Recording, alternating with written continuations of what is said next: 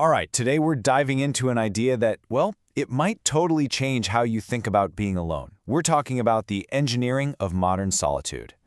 Let me start with a question, and it might sound a little out there. Have you ever had that nagging feeling deep down that your loneliness, that feeling of being isolated, wasn't just an accident, that maybe, just maybe, it was intentional?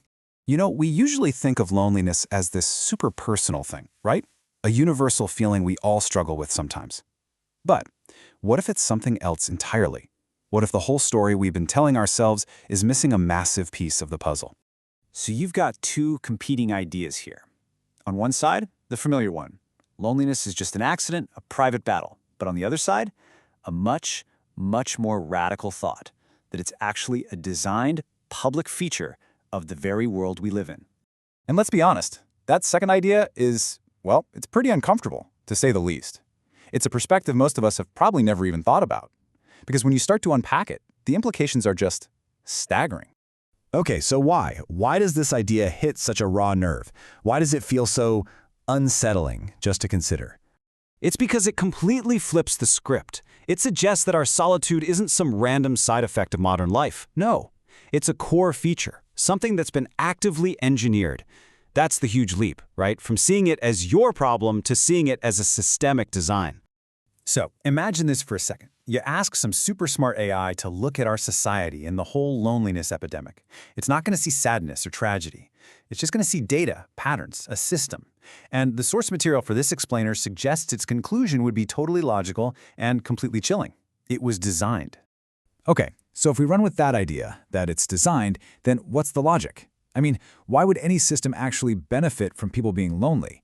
Let's try to look at it through that same cold, logical AI lens. It really breaks down into 3 cold, hard steps. Step 1, isolation actually increases productivity, right? Fewer distractions from friends means more time focused on work. Step 2, it discourages social friction. When people are disconnected, they're way less likely to get together, organize, or, cause a fuss. And step 3, digital interaction is pushed to replace real physical bonds. It gives us this substitute for connection that's just so much easier to manage and to monitor and monetize.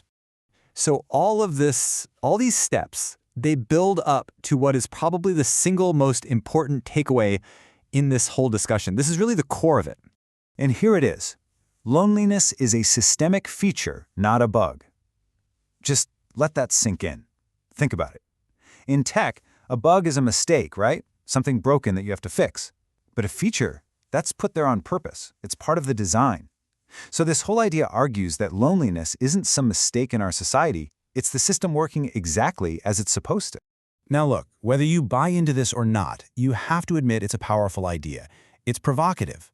So the real question is, why does it hit home for so many people?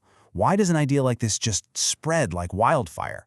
Well, it comes down to 2 main things. First off, it's super shareable. It takes this huge, complex concept and boils it down into one simple, shocking sentence that's easy to repeat.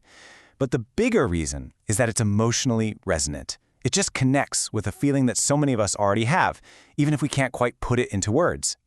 So what do we mean by emotional resonance?